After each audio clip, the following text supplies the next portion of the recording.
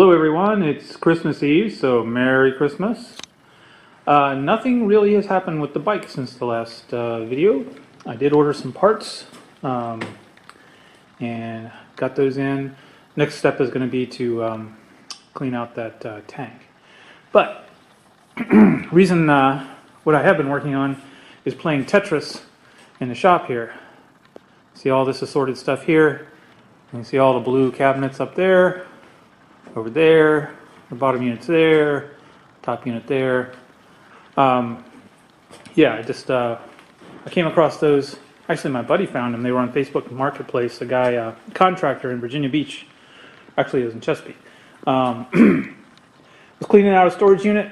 Said best offer on this whole set of industrial cabinets. I made an offer. He accepted it, and they're gonna pretty much work out pretty well in this shop. So I've cleaned out the monolith I built. That's going to go up for sale on Craigslist. Keeping that for sure because that's dad stuff. I'm going to sell the Harbor Freight thing. I demolished the wooden bench that was over there. It was built really high because it was built with the idea of a couple of these sitting under it, and that idea is not going to happen anymore. So last thing for me to do is to figure out how high I want these, and that's what I'll be playing around with. Also, there are some tweaks in some of the drawers I got to see if I can fix. I may have to sacrifice one to get parts for all of them. I don't know. So I'm going to play around with that, get that figured out first, and then proceed. But I think it's going to look pretty darn cool when it's all together. I have never been one to have one of those beautiful, well-organized shops that you see other people have, and maybe I can turn a new leaf. We'll see. We'll see. I've always envied those guys. So let's see if I can do it. Anyway, update. Have a Merry Christmas. So I'm mocking up the table height, or bench height, I should say. These Harbor Freight dollies raise these units up 5 inches, so it's pretty darn close to what it would be if I built risers out of 2x6s on edge. American 2x6s are actually 1.5 by 5.5. So that's the riser I was planning on building for these, and it's a pretty good bench height for standing here and working. I kind of wanted to use it. I wanted a height that would be conducive to sitting on a shop stool and working, and it's a little too low for that.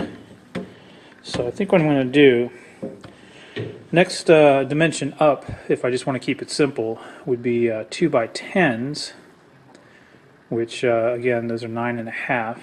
So I can put some 2x4s on edge and raise it up the next level, and I'll be within an inch of what it would be if I put 2x10 risers on it. So I think I'll try that next. Oh, and by the way, these 2x4s, that's not what I'm going to make the bench top out of. I am going to, the plan right now is to go with MDF, 2 layers of 3/4 inch. So 1.5 inches total, which is the same as the thickness of these 2x4s. The alternative would be that I would go with dimensional lumber, and I'll do a better job this time. I'll actually join them so that you don't have the rounded over edges butting up, and it makes a smooth top. That's a possibility too. Haven't made up my mind on that, but one step at a time. All right. So if I raise them up, approximately 3.5 inches, I get about the perfect height here for me, either standing or sitting on a shop stool. That's cool. I like it. Not so much for vice work, particularly with this big boy back here. that I plan to mount up. That puppy's tall. So he'd be sitting up here like this. And I think that's a little more than I want. So what I'm thinking, maybe I stick with the 2x6 risers on the bottom, and then for a section here I make 2x4 risers. I'm going to paint all these risers black to make them die out. You know, I don't want them to be looking ugly.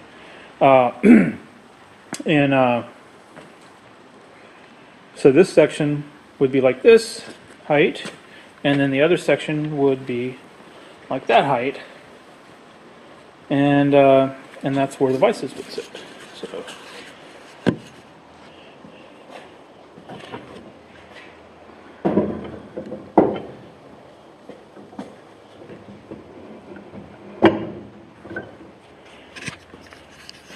So yeah, that's a good vice height right there. And if it were a little higher, it wouldn't bother me too much.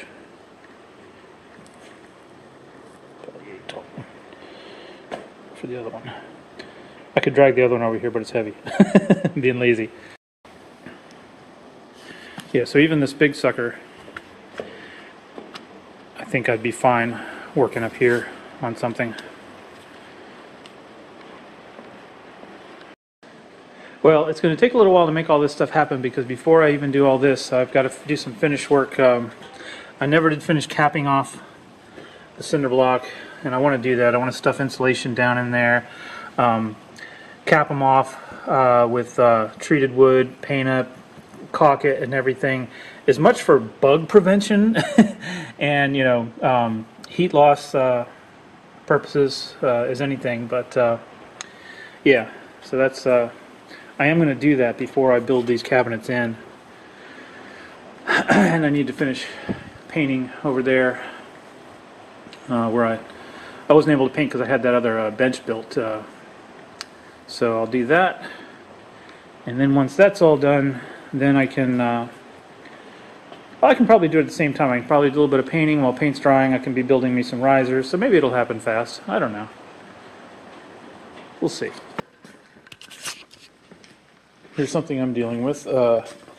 This drawer is cattywampus. It's this way, which I might be able to tweak. I don't know. This drawer is totally missing the slides. Not sure whether I'll be able to source those. This company. Whoops. This company, St. Charles, that built these things. I'll be looking them up on the web to see if I can source slides.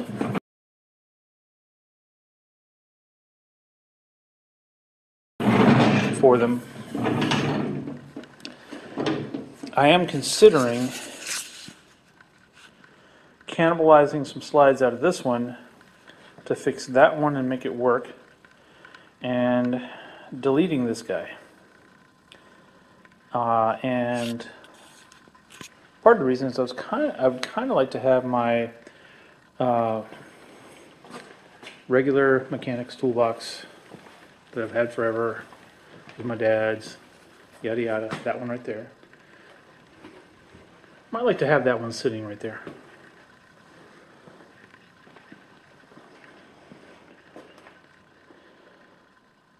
So just have the bench end here. That might work out for the best. Not sure. Just things going through my mind as I'm playing around with ideas here.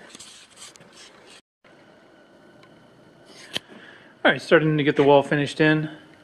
Wanted to pass along a little something I learned about the walls here. So I went with sheathing, OSB, for the interior as well as the same exact stuff that's on the exterior of the building. And I think a lot of guys do that. It's sometimes cheaper than drywall. The prices fluctuate. I think it's like on par with it right now. We got weird materials pricing right now because of reasons. Anyway, and you know, it's good for several reasons. You know, it doesn't get dinged up like drywall. It is a shop, and also you can pretty much just drive a nail or a screw anywhere, and it'll hold most, you know, lightweight things at least. You don't have to find a stud for everything. Yeah,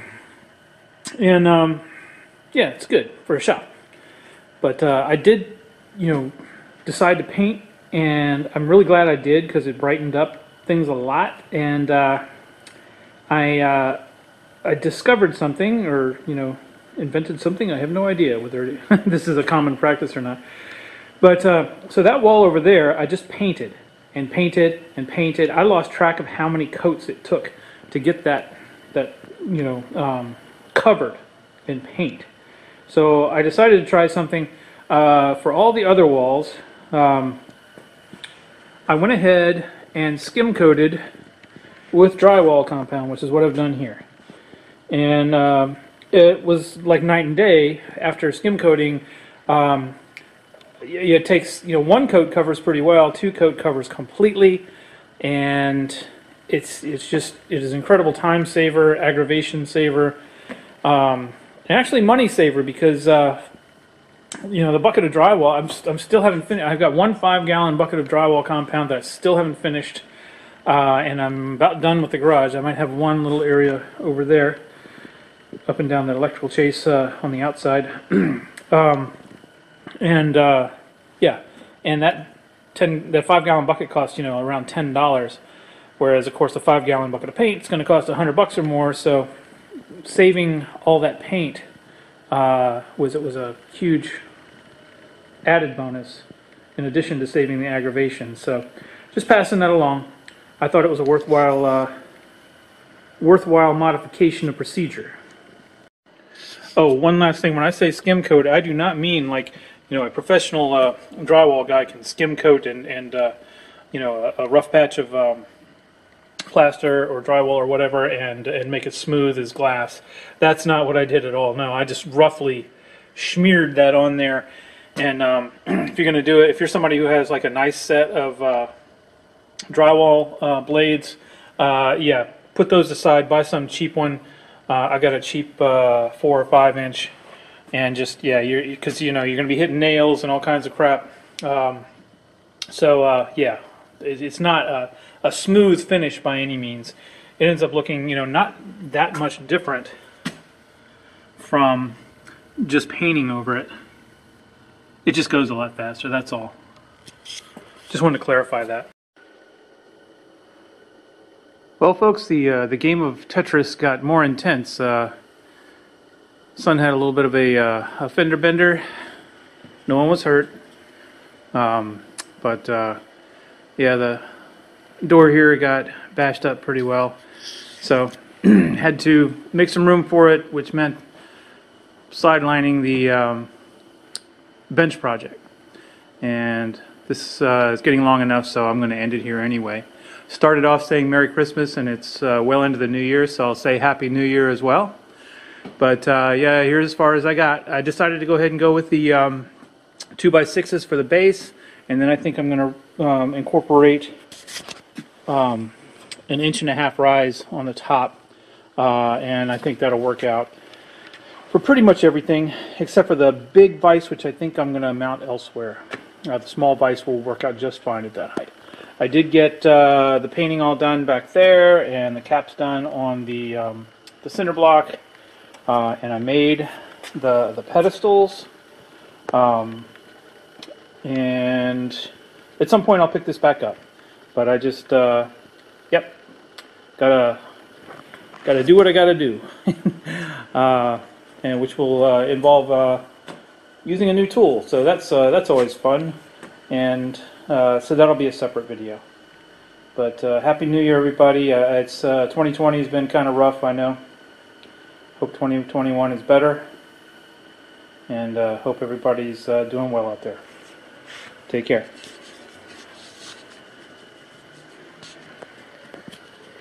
That's the nasty part.